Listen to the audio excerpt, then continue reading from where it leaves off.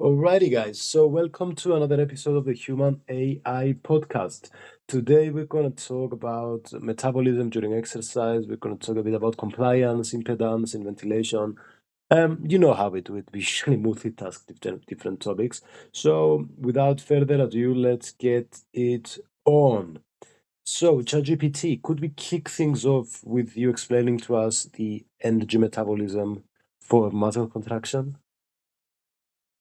Absolutely. So, during muscle contraction, your body needs energy, mainly in the form of ATP. At rest, your muscles store a small amount of ATP, but during exercise, they rapidly burn through it. To keep up, your body uses three main pathways: the phosphagen system, glycolysis, and oxidative phosphorylation. Each kicks in at different points to ensure your muscles have enough power. Would you like to dive into any of those pathways in more detail? I would like to ask you about ATPase activity of myosin and how it connects to everything. Sure, myosin ATPase activity is crucial for muscle contraction. When myosin heads bind to actin filaments, they hydrolyze ATP, releasing energy. This energy powers the myosin head's movement, pulling actin filaments and causing muscle contraction. This cycle of ATP binding, hydrolysis, and release is what drives the continuous contraction and relaxation of muscles. Tell me one more time what happens. All right. So, when myosin heads bind to actin, they break down ATP. This releases energy, which makes the myosin heads move. That movement pulls the actin filaments, causing muscle contraction. Then the cycle repeats with more ATP. Okay, interesting. So actin binds to myosin, you say, and that releases ATP.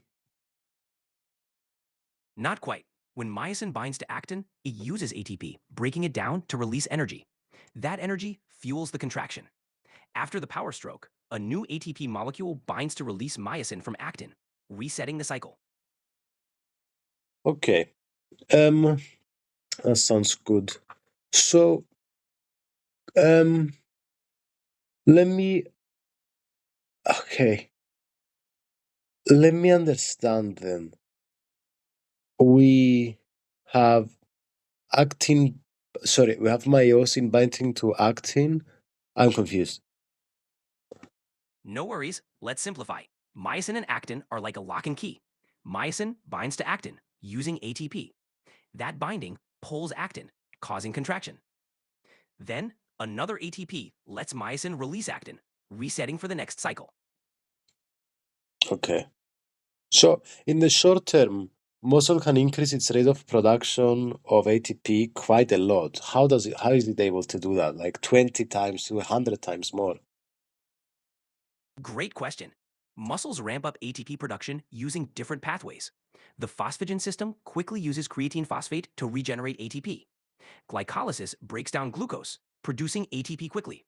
For sustained energy, oxidative phosphorylation in mitochondria kicks in, providing So, a steady.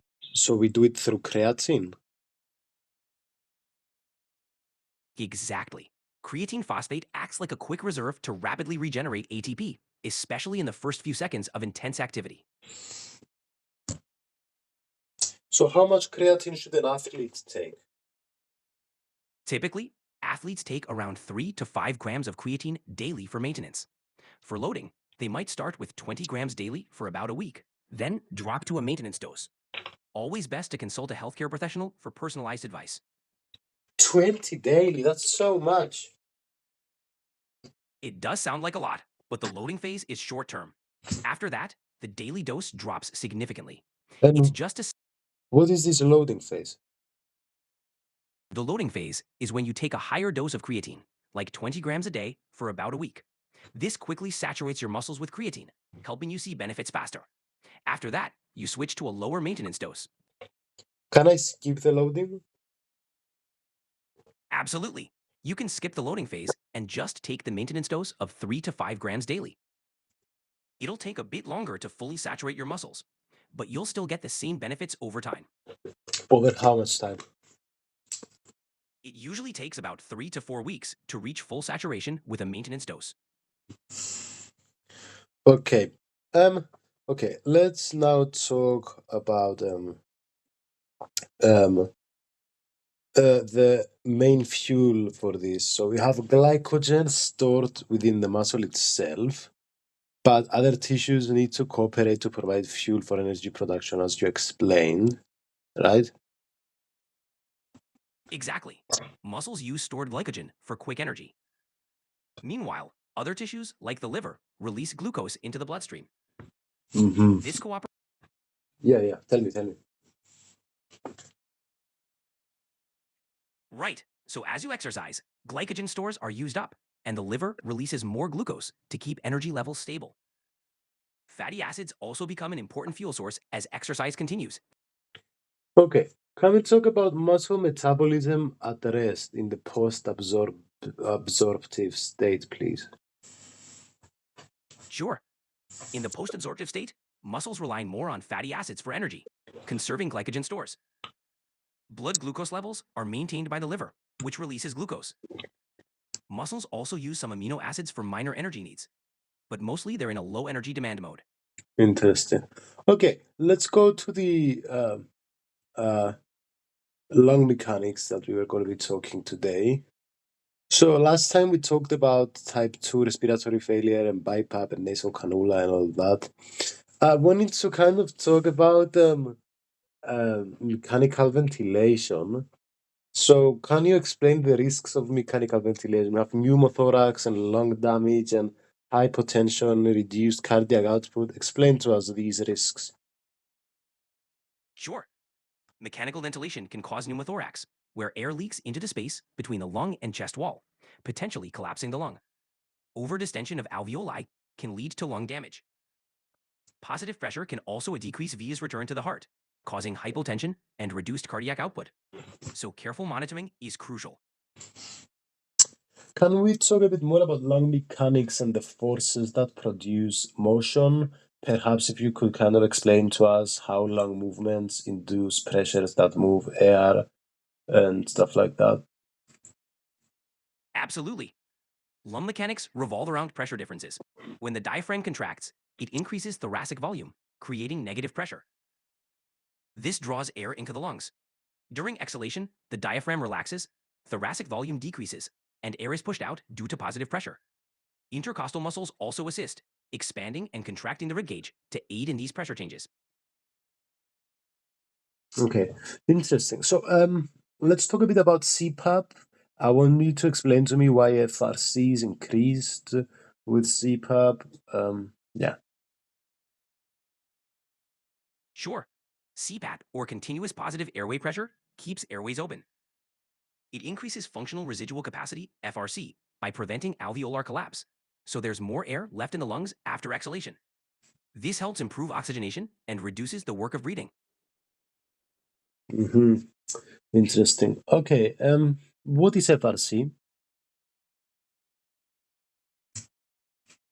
FRC, or functional residual capacity, is the volume of air remaining in your lungs after a normal exhalation. It includes the expiratory reserve volume and residual volume, ensuring the lungs stay partially inflated, which helps maintain consistent gas exchange. Oh, okay. So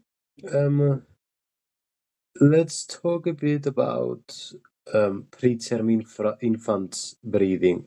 What's the level of surfactant and compliance?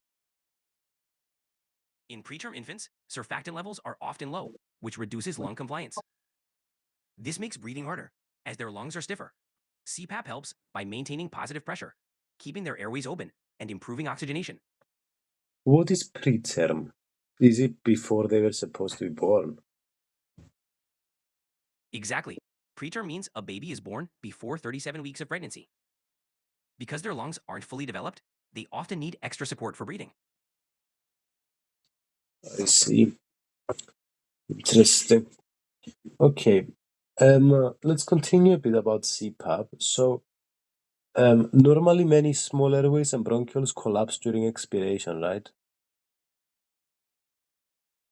Yes, especially in preterm infants or those with weak respiratory muscles. CPAP helps keep these small airways open throughout the breathing cycle, preventing collapse and improving gas exchange. Well, let's continue talking about CPAP.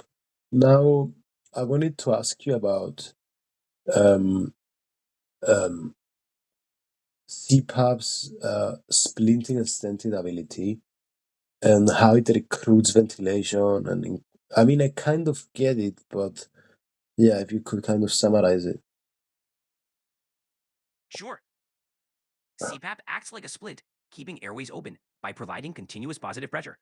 This prevents collapse, improves oxygenation, and recruits more alveoli for gas exchange, making breathing easier and more efficient.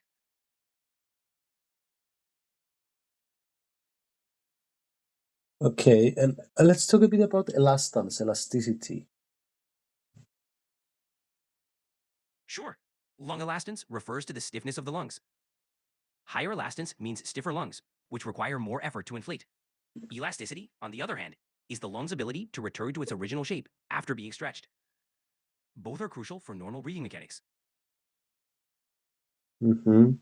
And we've talked about it in another episode, but let's talk again about impedance. Impedance in the respiratory system combines resistance and reactance, reflecting how much the lungs oppose airflow. Higher impedance means it's harder for air to move, often due to stiffness or obstruction. It's an important measure in assessing lung function. Mm-hmm. Interesting. So, let's talk about muscle metabolism now.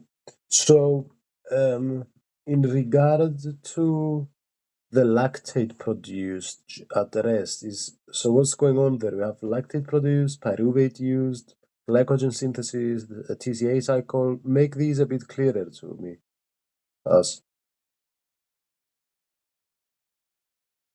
Sure, at rest, muscles still produce a small amount of lactate from pyruvate.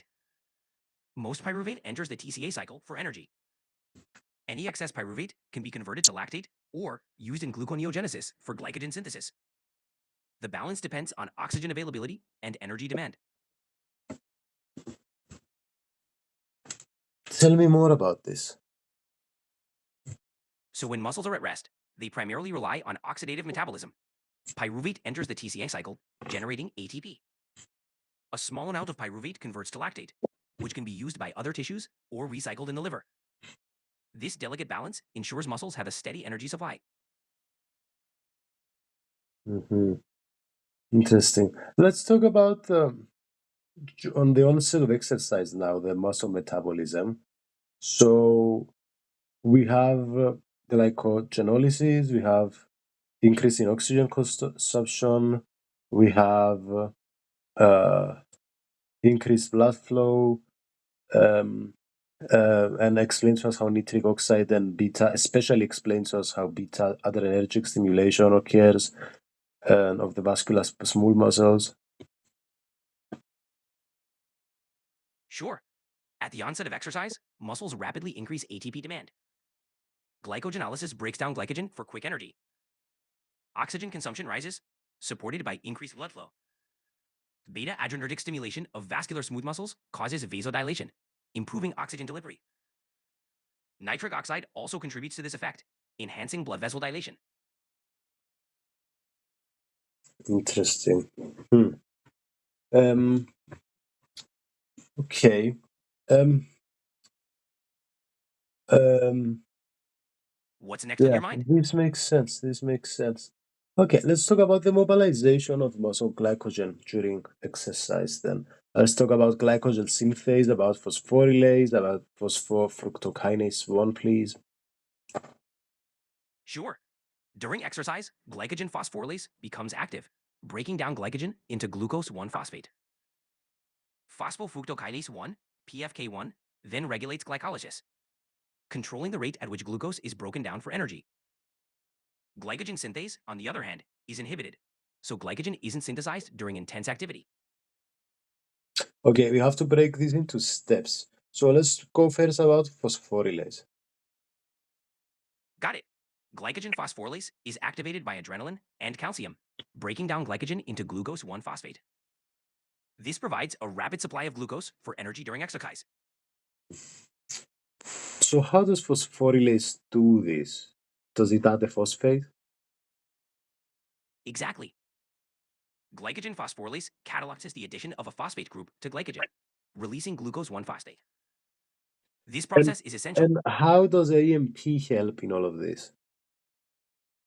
AMP acts as a signal indicating low energy. It activates glycogen phosphorylase and PFK1, boosting glycogen breakdown and glycolysis to rapidly produce ATP. Interesting. So when it comes to glycogen synthase, then, um, so does that what does that do? Glycogen synthase does the opposite. It builds glycogen from glucose. During exercise, it's inhibited to prioritize energy release over storage. And how is it activated and inactivated? Does it have to do with cytoplasmic calcium, stress hormones? Yes, exactly. Glycogen synthase is inactivated by stress hormones like adrenaline, which increase cytoplasmic calcium. This shifts the muscle's focus to breaking down glycogen for immediate energy.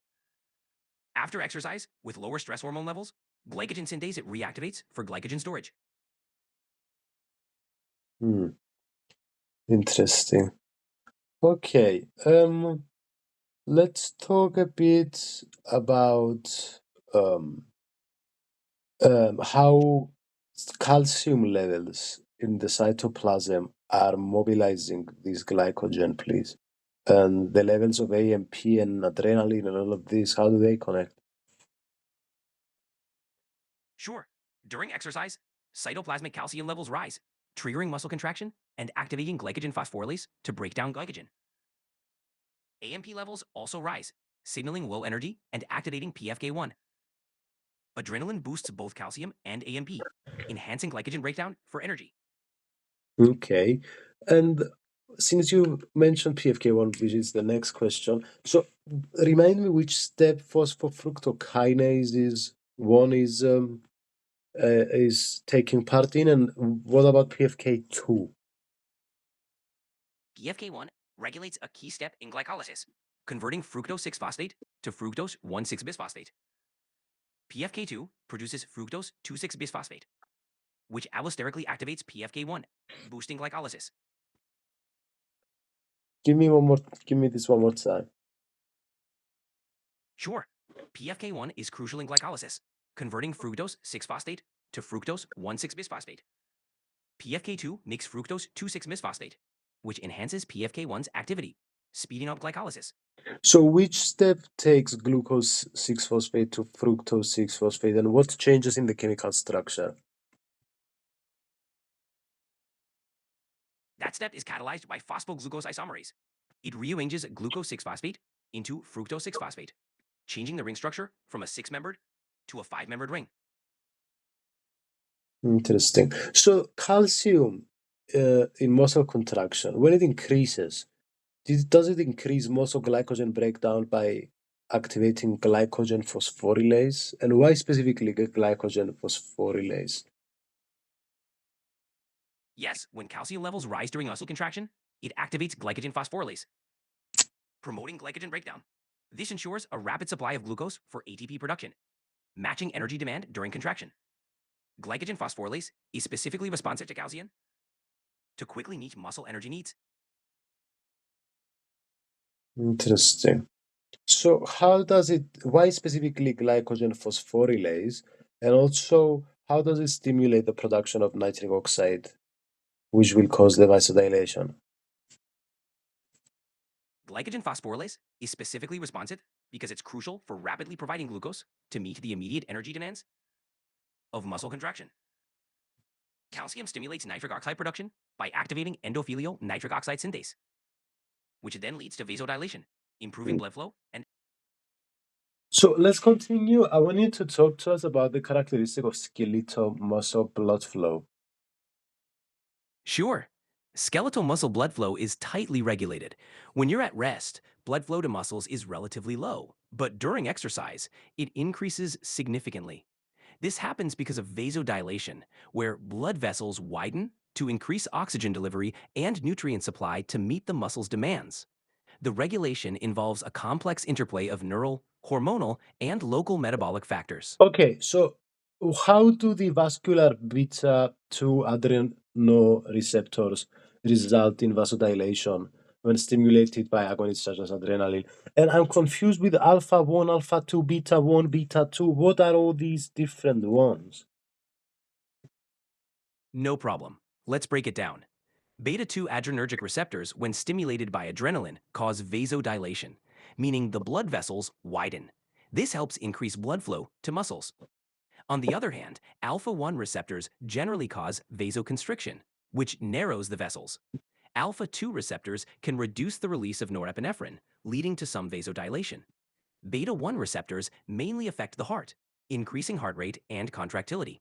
So each receptor type has a different effect based on where it's found and what it does. So alpha 2, so 2, alpha and beta 2 have to do with vasodilation, but what beta 2 is more but alpha 2 and beta 2 are in different locations?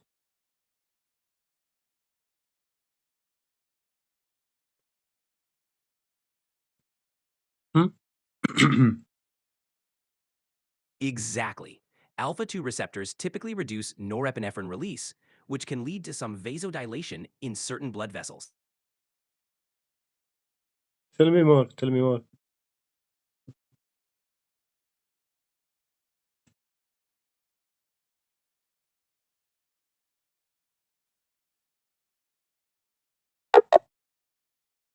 Sure, the differences between alpha and beta receptors come down to their locations and functions. Alpha 1 receptors are mostly in blood vessels, causing vasoconstriction.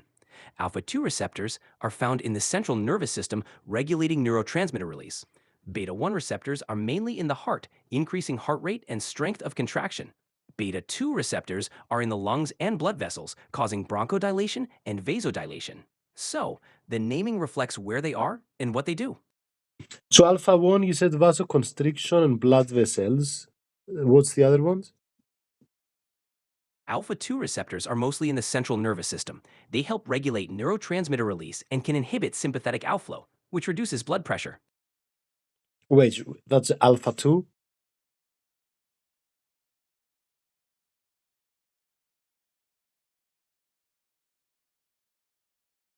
Yes, exactly. Alpha 2 receptors help modulate neurotransmitter release, leading to effects like reduced sympathetic activity and lower blood pressure.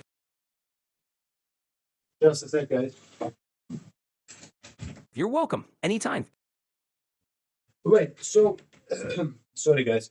Um, so I'm a bit confused. Alpha 2, is it on the heart? Is it in the lungs? No worries. Alpha 2 receptors are mainly in the central nervous system and some in peripheral nerve endings. They aren't specifically in the heart or lungs. Their main job is to inhibit norepinephrine release, which helps lower blood pressure. So what makes them alpha and what makes them beta? The naming comes from pharmacological classification. Alpha and beta receptors respond differently to neurotransmitters like norepinephrine and epinephrine. Alpha receptors typically cause constriction or inhibition, while beta receptors often promote dilation or increased activity. The exact responses depend on the specific receptor subtype and location. Yeah, I don't understand the classification of them in alpha and beta. I don't understand the difference. I want you to go a bit deeper, please, and the difference between 1 and 2.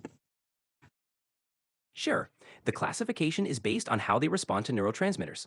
Alpha receptors, alpha 1 and alpha 2, generally cause vasoconstriction or inhibit norepinephrine release. Beta receptors, beta 1 and beta 2, often promote increased heart activity or bronchodilation. The numbers 1 and 2 differentiate subtypes. Alpha 1 for blood vessels, alpha 2 for nerves, beta 1 for the heart, beta 2 for lungs and blood vessels. Okay, this sounds like good information. Can we break it down to 5 steps? Just tell me the first one. Absolutely. Step 1, let's start with alpha 1 receptors. They are primarily located in blood vessels and cause vasoconstriction when activated, which increases blood pressure. Next step. Step 2, alpha 2 receptors. They're mainly found in the central nervous system and on nerve endings. They help inhibit norepinephrine release, reducing sympathetic activity and lowering blood pressure. Okay. Beta 1? Great. Step 3, beta 1 receptors are primarily in the heart. They increase heart rate and the force of contractions, which boosts cardiac output. So vasoconstriction or no? No, beta 1 receptors don't cause vasoconstriction. Their main role is increasing heart rate and contraction strength. And then beta 2? Step 4, beta 2 receptors. They're mainly in the lungs and blood vessels, causing bronchodilation and vasodilation, which helps with airflow and lowers blood pressure. Dude, this is so specific. Okay, I've made a diagram, guys. So alpha 1 has to do with blood vessels and vasoconstriction. Alpha 2 has to do with vasodilation in the central nervous system. Beta 1 has to do with increase in sympathetic activity in the heart. Beta 2 has to do with vasodilation and lungs and blood vessels. That's a great summary. Just a Oh, small correction. Alpha 2 is more about inhibiting norepinephrine release, not vasodilation. The rest is spot on.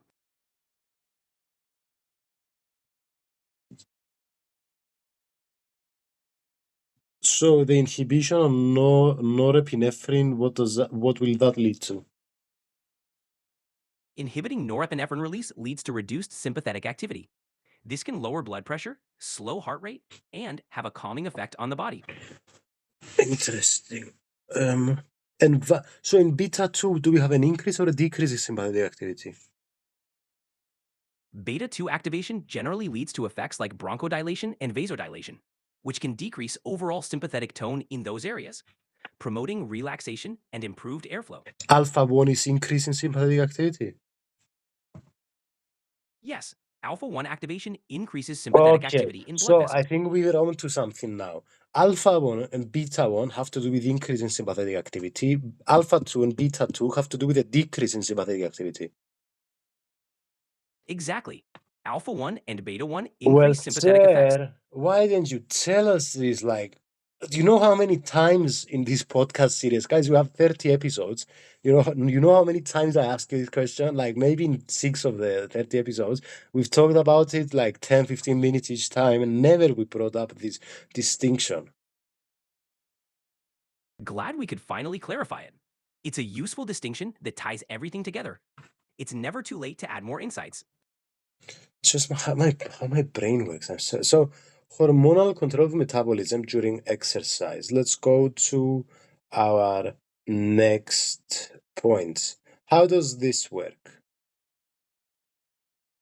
Hormonal control during exercise is fascinating. Your body releases adrenaline, cortisol, and growth hormone, which boost glucose and fatty acid availability, ensuring your muscles have energy. Insulin levels decrease to prevent hypoglycemia and allow more glucose for muscles. Mhm. Okay, let's go back to the lungs now. I want to talk about airway pressure, transpulmonary pressure, transthoracic pressure, transrespiratory pressure, and it might take a while, but I want to understand the equation of all of these. Sure, let's break them down. Airway pressure is the pressure inside the airways. Transpulmonary pressure is the difference between airway pressure and pleural pressure, Actually, before you driving continue, let's get them one by one. So, airway pressure, why is it equal to the tracheal minus the atmospheric pressure? airway pressure is the pressure inside the trachea. It's not always measured as tracheal minus atmospheric pressure, but when it is, it's called transmural pressure, reflecting the pressure difference across the airway wall. So, how is airway pressure measured then? Airway pressure is usually measured with a pressure sensor placed inside the airway or trachea, often during mechanical ventilation. It reflects the pressure exerted by air in the respiratory tract during breathing. What about tell me again, actually.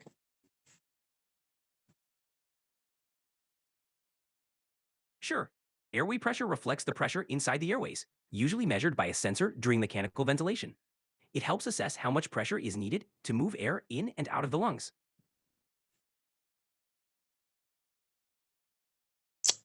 And why is so what is pleural pressure and why does it equal esophageal pressure? Pleural pressure is the pressure within the pleural cavity, the space between the lungs and chest wall. It's often measured using an esophageal balloon because the esophagus is close to the pleural space and provides a good estimate. I see. So the alveolar pressure, does it equal to the plateau pressure at equilibrium? Yes, alveolar pressure equals plateau pressure at the end of inspiration during a breath hold in mechanical ventilation. This is when there's no airflow, so the pressure in the alveoli and airways equalizes, reflecting lung compliance. Explain this to me a bit more. Sure, during mechanical ventilation, a breath hold at the end of inspiration means no air is moving. This pause allows pressures in the alveoli and the airways to equalize, giving us the plateau pressure. This pressure indicates the elastic recoil pressure of the lungs and chest wall combined. A bit more. I'm a bit confused. Okay, imagine inflating a balloon and then pausing. During that pause, the pressure inside the balloon stabilizes.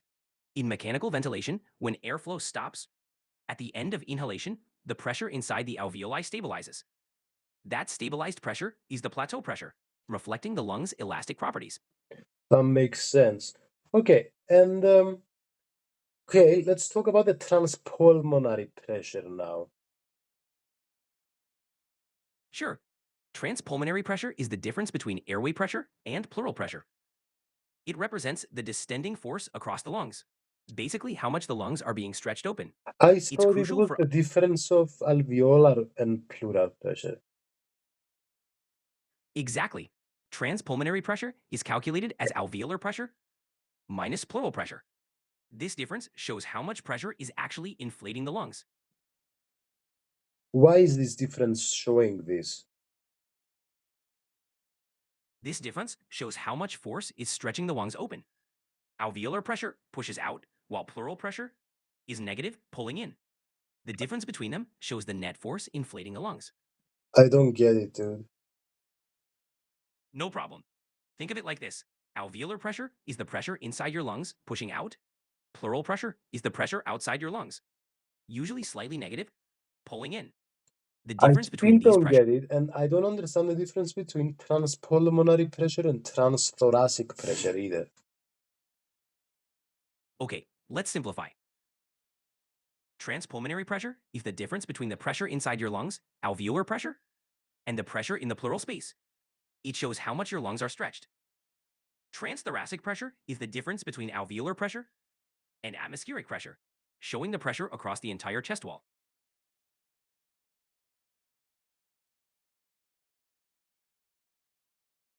And we have transrespiratory pressure too. Yes, transrespiratory pressure is the difference between airway pressure and atmospheric pressure. It represents the total pressure needed to move air in and out of the lungs.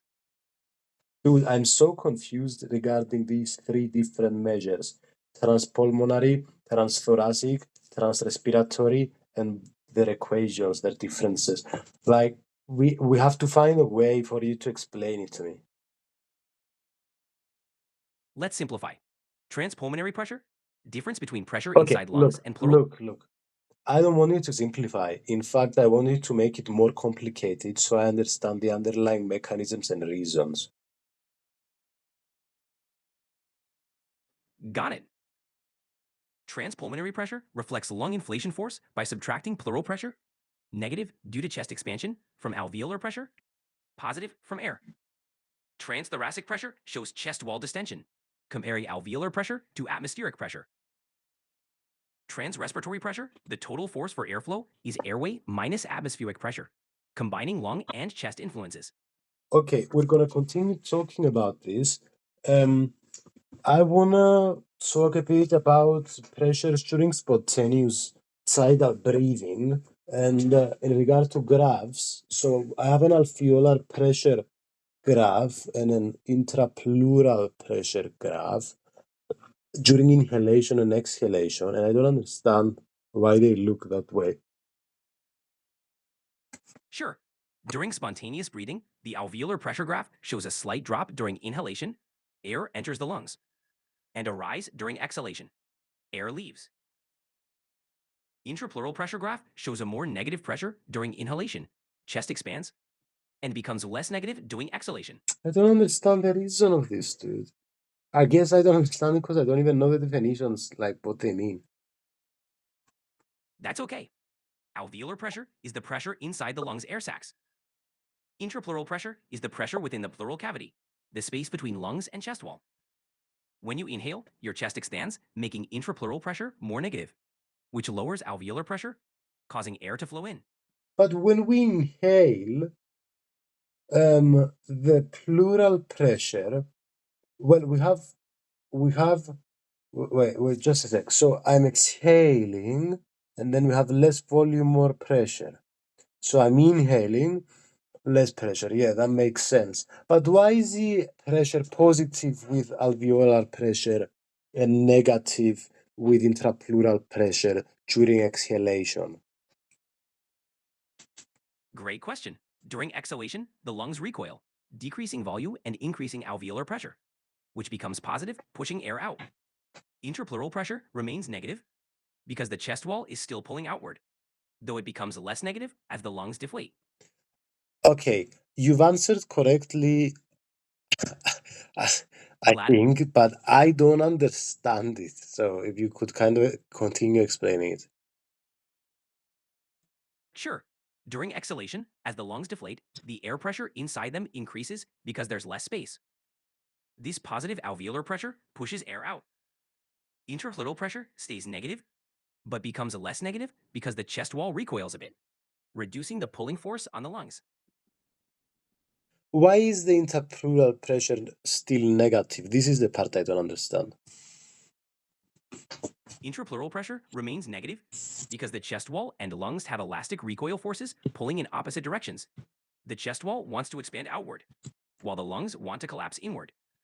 This is This the tug of part war? I don't get. I don't get this. No worries. Think of it like a gentle tug of war. The chest wall naturally pulls outward, and the lungs naturally pull inward. This creates a slight vacuum, keeping intrapleural pressure negative. I don't get it. Okay, imagine your lungs and chest are like a balloon inside a box. The balloon wants to shrink, and the box wants to expand. This creates a slight vacuum between them, which is why intrapleural pressure is negative. The balloon wants to what, and the box wants to what? The balloon, or lungs, want to shrink due to elastic recoil. The box, or chest wall, wants to expand outward. This creates a slight negative pressure between them. One more time. Sure, the lungs, balloon, naturally want to collapse, while the chest wall, box, wants to expand. This opposing pull creates a slight negative pressure in the pleural space. I don't get it. No problem. The lungs are elastic, so they want to contract. The chest wall wants to expand. This opposite pull creates a vacuum, making intrapleural pressure negative. The chest wall wants to expand. During Yes, exactly. exhalation, why does it want to expand? Even during exhalation, the chest wall's natural position is slightly expanded. It still exerts an outward force, just less so than during inhalation. Interesting. Okay. Whereas the lungs want to go the other way. Exactly. The lungs naturally recoil inward, opposing the chest wall's outward expansion. So we have two opposite forces. Exactly. And those opposing forces create the negative intrapleural pressure. And why is that negative and not a positive pressure? Sounds a lot of pressure. It's negative because the space between the lungs and chest wall is slightly pulled apart, creating a vacuum-like effect, not compression. I don't get it. No worries. Think of it like a slight suction effect because the chest wall and lungs pull away from each other, creating a lower than atmospheric pressure. I'm so confused, dude. That's okay.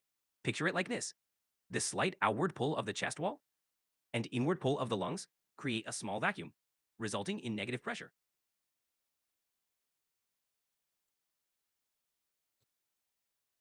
Why is it a negative pressure? Because they're giving more space. But since they're giving more space, because during inhalation, they're going the same direction, the forces. So so I assume that should be more pressure, but it's less. During inhalation, the chest expands, increasing the space in the pleural cavity. This makes intrapleural pressure even more negative because the lungs are pulled outward by that expansion, increasing the vacuum effect. Wait, dude. During inhalation. Okay, explain to me why during inhalation the interpleural pressure becomes more negative, but during exhalation it becomes more positive. Because the way I've understood it, it almost seems like it should be the opposite. During inhalation, the chest expands, pulling the pleural space outward, which increases the vacuum effect, making intrapleural pressure more negative.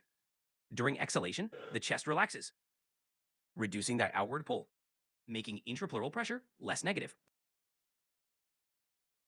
Dude, I'm more interested in the why. I can memorize why this. I can memorize what happens. I don't understand why it happens. Got it. The why is due to the elastic properties. During inhalation, the chest expands, increasing the volume in the pleural cavity. This expansion creates a larger space, lowering the pressure. During exhalation, the chest contracts, reducing that space, so pressure increases. Tell me more about this. Sure, it's all about Boyle's law. As the chest expands, the pleural cavity volume Okay, increases. dude, we have to come back to this because I mean, I have the energy, but I think people will really get bored. Let's talk about producing ATP for muscle construction. So we have few systems for forming ATP in the muscle. We have an anaerobic and an aerobic system. If you could talk to us a bit about that. The anaerobic system produces ATP quickly without oxygen, mainly through glycolysis, but it's less efficient. The aerobic system uses oxygen, producing ATP in the mitochondria via the citric acid cycle and oxidative phosphorylation. So let me ask you, why do anaerobic energy pathways have a higher power but a smaller capacity than aerobic pathways? Anaerobic pathways have higher power because they generate ATP quickly without oxygen, making them ideal for short, intense bursts. But they have a smaller capacity because they produce less ATP overall.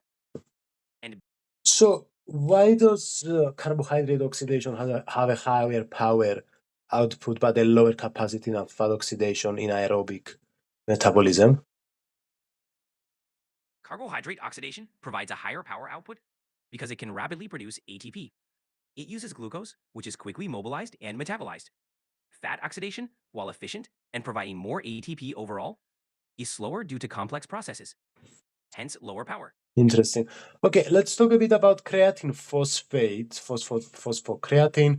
So creatine phosphate with ADP generates ATP. Yes, creatine phosphate donates a phosphate group to ADP, quickly forming ATP. It's a rapid but short-term energy source, especially during high-intensity, short-duration activities. Mm-hmm. Interesting. It is. It's like a quick energy boost for your muscles.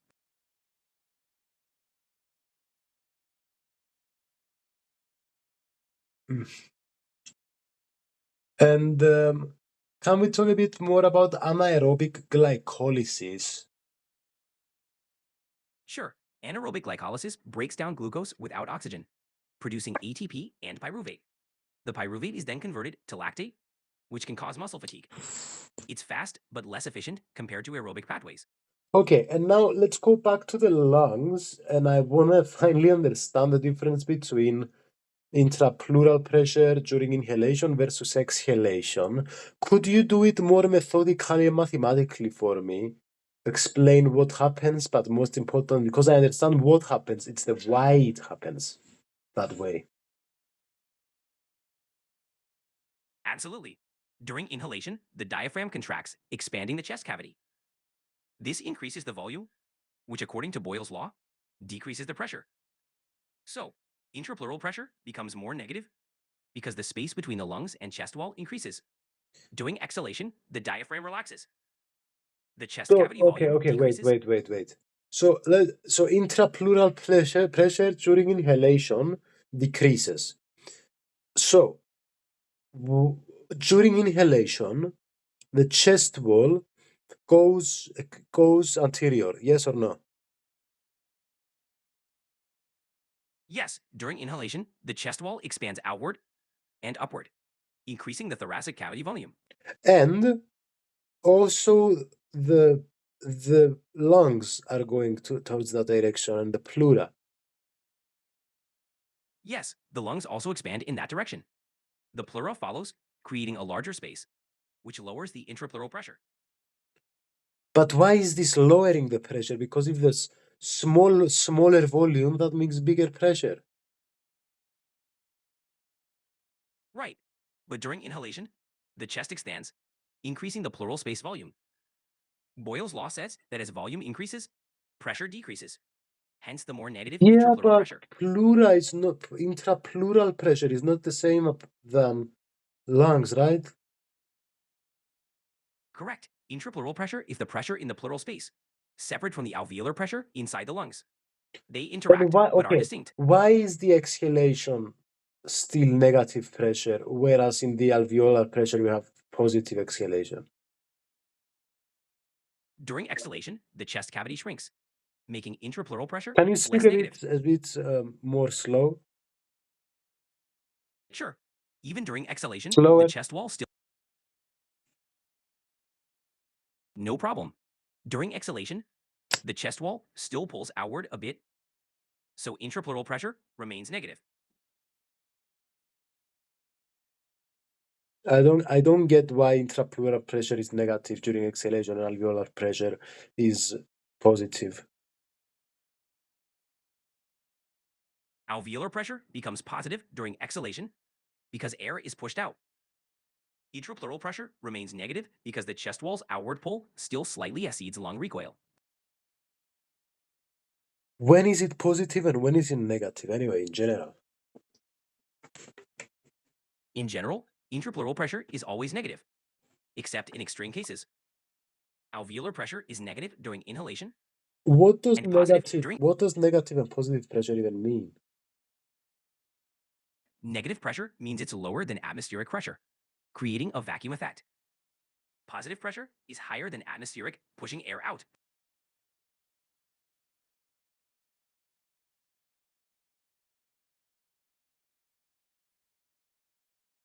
So it's relating to the pressure outside. Exactly. All relative to the atmospheric pressure around us. All right. Okay, let's talk a bit about transmural pressures now then. So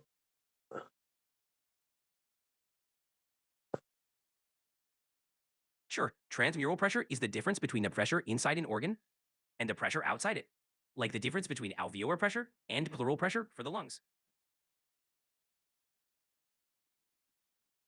it's so hard for me, dude. I don't understand why the transpulmonary pressure is alveolar pressure minus pleural. Think of transpulmonary pressure as the force inflating the lungs. Subtracting pleural pressure from alveolar pressure gives that difference, showing how much the lungs are being stretched open.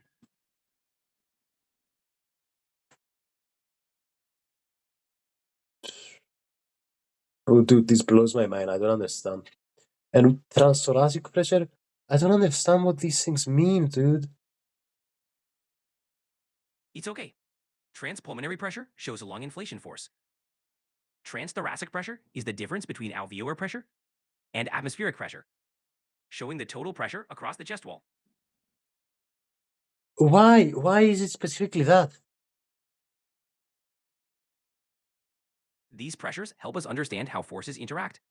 Transpulmonary focuses on lung expansion, while transthoracic considers the whole chest, both essential for understanding Yeah, breathing I mechanics. understand what they mean. I just don't understand why.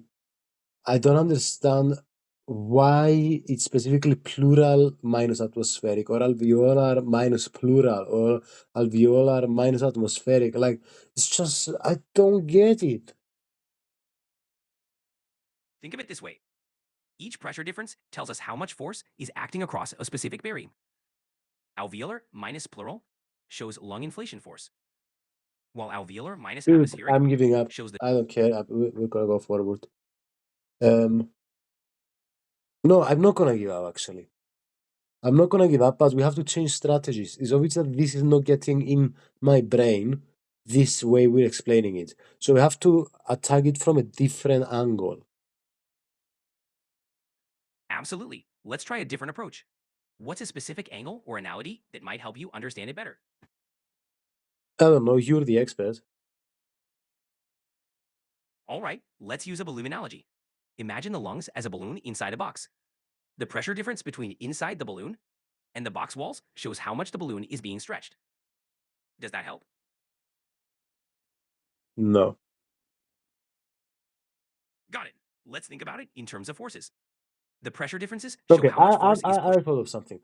Why is the transthoracic pressure the pleural minus the atmospheric instead of being the alveolar minus the atmospheric?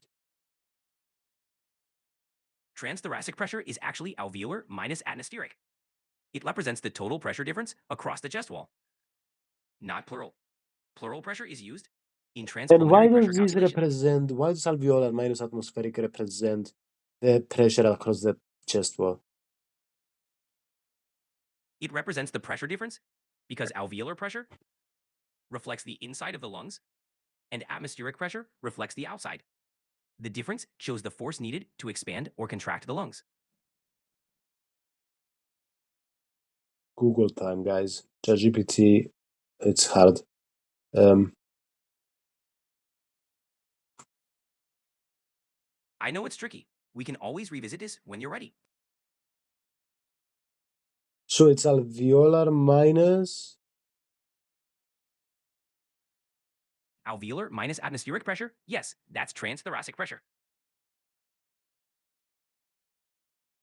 What's BS? PBS. BS is alveolar pressure, barometric atmospheric pressure. Okay. Well, the way you explained it makes sense. And okay, what's the difference between pulmonary then and thoracic? Transpulmonary pressure is alveolar minus pleural, focusing on lung inflation. Okay, Transthoracic is I don't alveolar. get. I don't get. Just tell me a few words and the good words. Sure. Transpulmonary, lung stretch. Transthoracic, chest wall stretch. Okay, this makes more sense. And then respiratory? Great. Transrespiratory, airway minus atmospheric, total airflow force. Hmm? Exactly. Each pressure difference highlights a specific aspect of breathing mechanics. Tell me a bit more about this transrespiratory. Sure. Transrespiratory pressure measures the difference between airway pressure and atmospheric pressure, indicating the force needed to move air in and out of the lungs. I don't get it. So I've understood thoracic and pulmonary. I don't understand the respiratory. No worries. Transrespiratory is simply the overall pressure difference from the mouth to the atmosphere, reflecting the total driving force for airflow.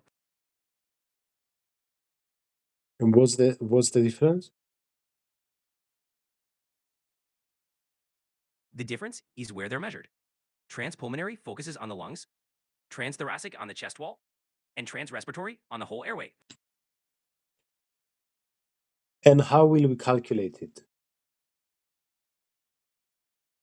Transrespiratory pressure is simply airway pressure minus atmospheric pressure. Well, I thought airway minus atmospheric was the thoracic. S- Transthoracic is alveolar minus atmospheric. Airway minus All atmospheric right. is transrespiratory. All right. All right. Okay. Um. So what is the transmural pressure mean? Transmural pressure is the difference across the wall of a structure, like the difference between inside and outside pressures, showing the force acting to expand or collapse it. And what's mural? Transmural literally means across a wall. It refers to the pressure difference across the wall of any organ or vessel. Hmm. Exactly. Right. It's just a fancy. You've got it. Now let's compare residual volume, FRC and TLC, total lung capacity, functional residual capacity. Sure. Residual volume, RV, is the air left after full exhalation. Functional residual capacity, FRC, is RV plus the expiratory reserve volume. Total lung capacity, TLC, is the maximum air the lungs can hold, including RV. Tell me a bit more about this.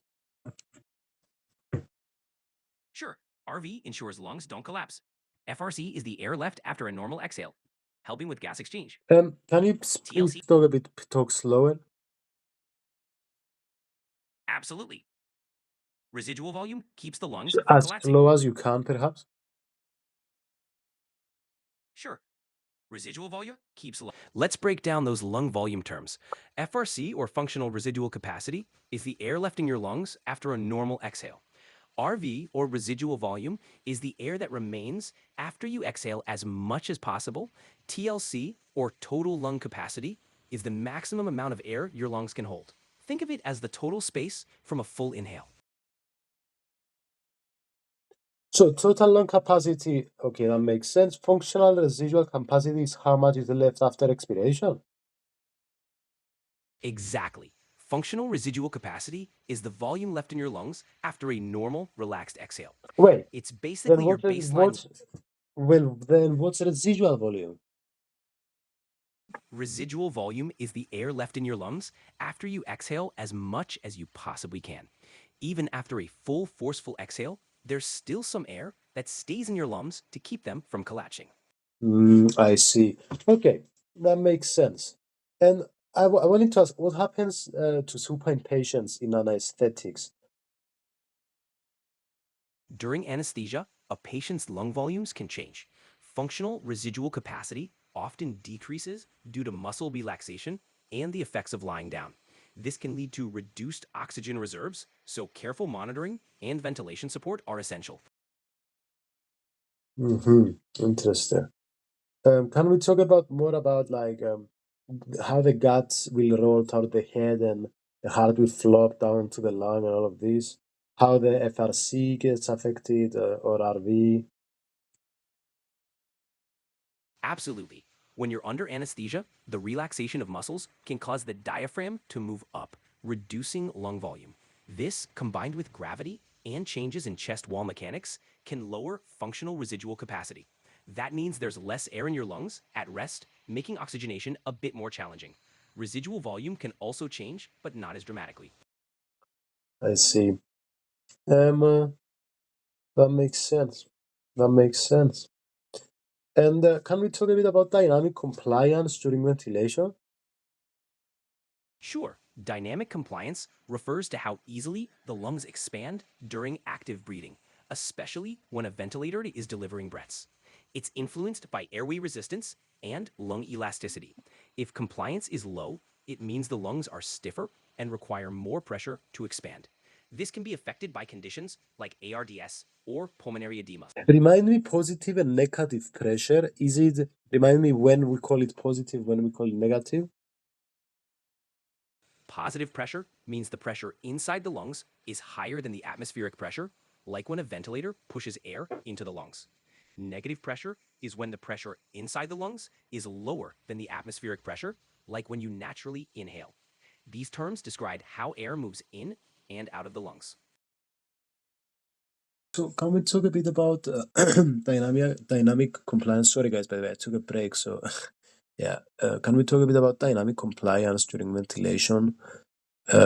So I can see a graph too here about the transpulmonary pressure being on the x-axis, total lung volume on the y-axis, and I wonder why it has the shape it does. Sure, dynamic compliance measures how the lungs expand during ventilation. The shape of the graph with transpulmonary pressure on the x-axis and total lung volume on the y-axis typically shows a sigmoid curve.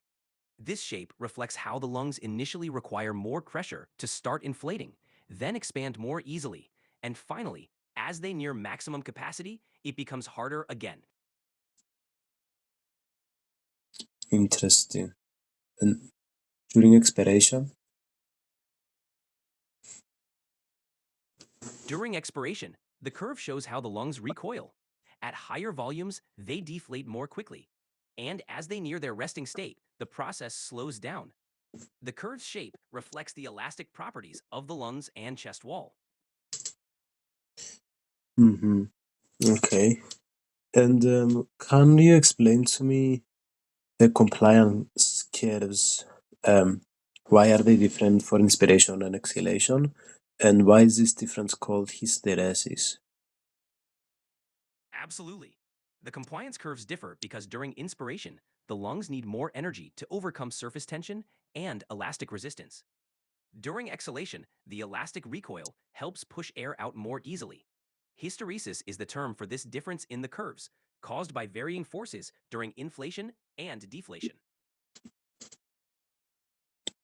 Interesting. Explain this to me a bit more. Sure. So during inspiration, the lungs must overcome initial resistance, mainly from surface tension in the alveoli and elastic fibers. This requires more pressure, creating a steeper curve.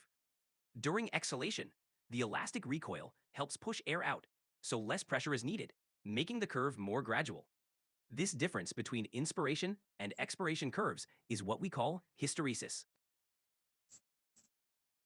I don't understand. I'm sorry. Could you explain it one more time? No problem. Think of it like this. When you breathe in, your lungs stretch open. This takes more effort at first because of the surface tension and the elasticity of the lung tissue. I understand When the you inspiration, it's the expiration I don't understand. Why is it the shape it is? got it, during exhalation, the lung's elastic recoil helps push air out, so the curve is more gradual. Hysteresis happens because the forces acting on the lungs differ between inhaling and exhaling. Hmm. Let's go back now to our other topic. I want to talk a bit about anaerobic glycolysis. So, um, I wanted to ask, so we have much less ATP produced and the lactate is building up. Exactly. In anaerobic glycolysis, glucose is broken down without oxygen, producing only a small amount of ATP. As a byproduct, lactate accumulates, which can lead to muscle fatigue and that burning sensation. This process is less efficient than aerobic respiration, which is why less ATP is produced. Interesting.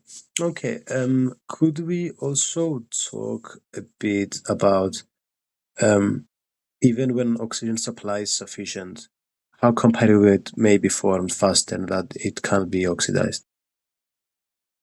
Absolutely. Even with enough oxygen, if energy demand is high, glycolysis can outpace the mitochondria's ability to oxidize pyruvate.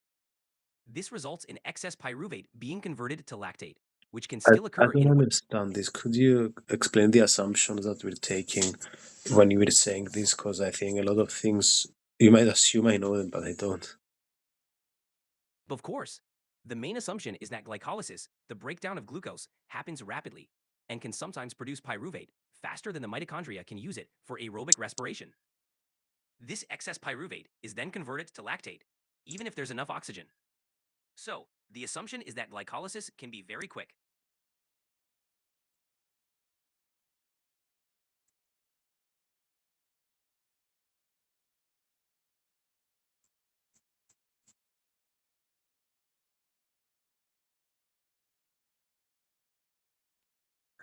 When we say glycolysis can outpace mitochondria, we mean that the process of breaking down glucose into pyruvate is sometimes faster than the mitochondria can use that pyruvate for energy.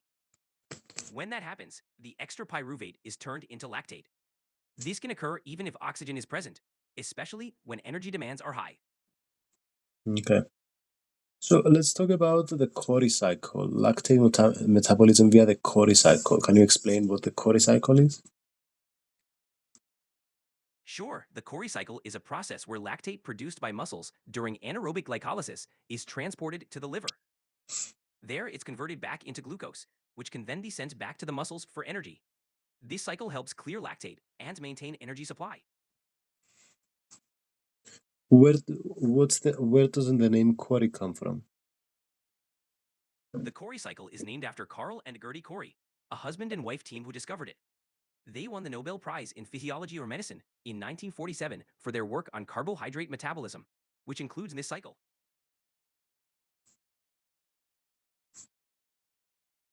So lactate is used by the liver to regenerate glucose.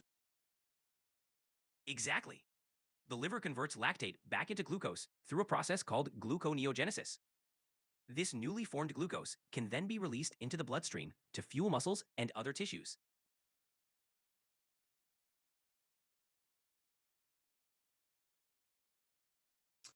All right, let's talk about aerobic metabolism now during exercise. Sure, during exercise, aerobic metabolism primarily uses oxygen to convert glucose and fats into ATP, providing sustained energy. This process is more efficient than anaerobic glycolysis and produces more ATP. The byproducts are carbon dioxide and water, which are easily expelled. Hmm. Let's talk about fatigue. So um, basically, the ATP utilization exceeds the rate of synthesis. And can we talk about why we accumulate pyruvate and lactic acid? I assume, yeah, actually, tell me. Sure, fatigue sets in when the demand for ATP outpaces production. During intense exercise, glycolysis ramps up, producing more pyruvate than mitochondria can handle. This excess pyruvate is converted to lactate. Accumulation of lactate and hydrogen ions contributes to that burning sensation and muscle fatigue.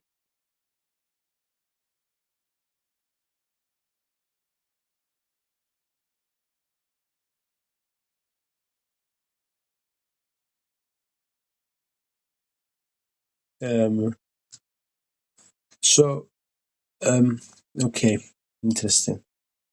And how does the decrease in muscle pH play a role with all of this?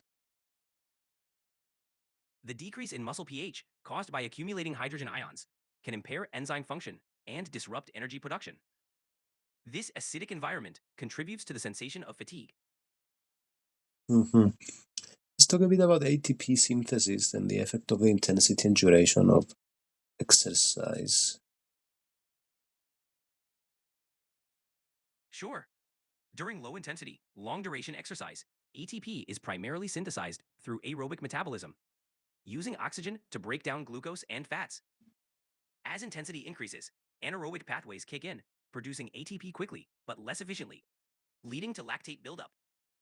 So, both intensity and duration influence which energy systems dominate. Interesting. Hmm. And so, Yeah, it's a and basically, phosphocreatine and anaerobic glycogen breakdown to lactate are the two fuels used to replenish ATP. Exactly. Phosphocreatine provides a quick ATP boost for short bursts of activity, while anaerobic glycolysis kicks in for sustained efforts, producing lactate. Both systems help keep muscles working when immediate ATP demand is high. So let me ask you a question then. Do these Sure. creatine supplements actually work? Yes, creatine supplements can help. They increase phosphocreatine stores in muscles, which can enhance short bursts of high intensity exercise and improve recovery. They're widely used and have a solid evidence base for effectiveness. Can you give me an example of evidence? Sure, studies have shown that creatine supplementation can improve performance in activities like sprinting, weightlifting, and high intensity interval training by increasing Give me an available. example with numbers. Sure. For example, a study found that creatine users saw an average 8% increase in strength and power output during short duration, high intensity activities compared to non users. 8% is crazy, dude. It's like nearly lifting from 90 kilos to 100. I mean, not exactly, but it's something like that. It's close. Yeah, it's a significant boost. It can make a real difference in performance. Wow. It's definitely something to consider if you're aiming for gains.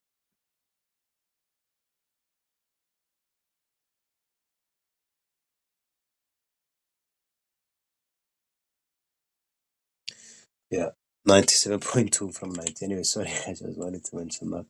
Um, okay, so during a marathon, what are the muscles reliant on? Is it oxidative metabolism of glycogen? Exactly. During a marathon, muscles primarily rely on oxidative metabolism of glycogen and fats. This provides a steady, efficient energy supply over long distances. So how come the marathon, how come the aerobic suddenly kicks in? I thought the It kicks. aerobic gets lost. Oh, I see what you mean. Actually, aerobic metabolism is always active, but becomes more dominant as the intensity decreases, providing sustained energy. I don't understand how come because um, I thought aerobic runs out. Got it. Aerobic metabolism doesn't run out. It just means using oxygen to produce energy. What can run out is glycogen, the stored form of glucose. When that happens, the body shifts more to burning fats, which is still an aerobic process. So when does the anaerobic stuff kick in then?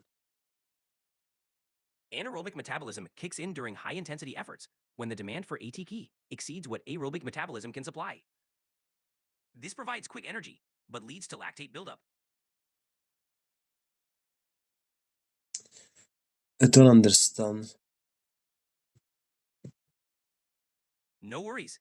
Simply put, anaerobic metabolism is the backup when your muscles need more energy than oxygen can provide. It kicks in for short, intense bursts.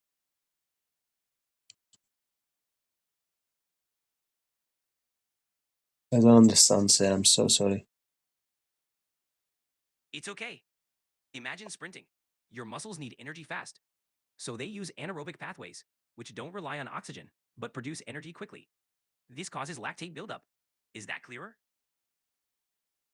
Well, let's talk about a middle distance run then, and maybe examine the muscle metabolism there. So, what would happen there? And yeah, talk to me about the oxymyoglobin in this situation too. For middle distance runs, there's a mix of aerobic and anaerobic metabolism. Aerobic pathways dominate, but the anaerobic system helps during intense bursts. As for oxymyoglobin, it stores oxygen in muscles, ensuring a quick supply when needed, helping sustain performance.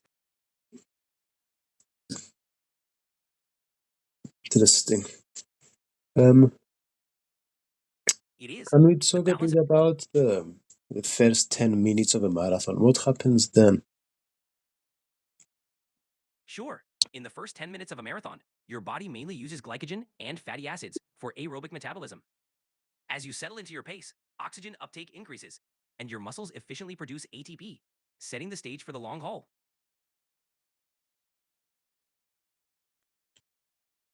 And how does AMP and adrenaline uh, affect the glycogen breakdown? And also, how does adrenaline link with fatty acid mobilization? AMP and adrenaline both stimulate glycogen breakdown. AMP signals low energy, activating enzymes to release glucose. Adrenaline, released during exercise, ramps up this process.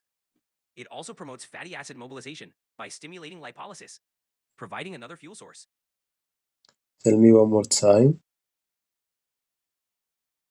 Sure, AMP signals low energy, activating enzymes that break down glycogen into glucose. Adrenaline, released during exercise, boosts this process and also helps release fatty acids from fat stores for extra fuel. Interesting. Um, Yeah, it's amazing how our bodies adapt. and when do the fatty acids breakdown kick in? And how exactly do fatty acids produce ATP anyway? Fatty acid breakdown, or beta oxidation, kicks in once glycogen stores start depleting, especially in endurance exercise. Fatty acids are broken down in mitochondria, producing acetyl-CoA, which enters the Krebs cycle to generate ATP. Okay. Um, let's talk about the finishing stages then of a marathon. We have do ketones appear too?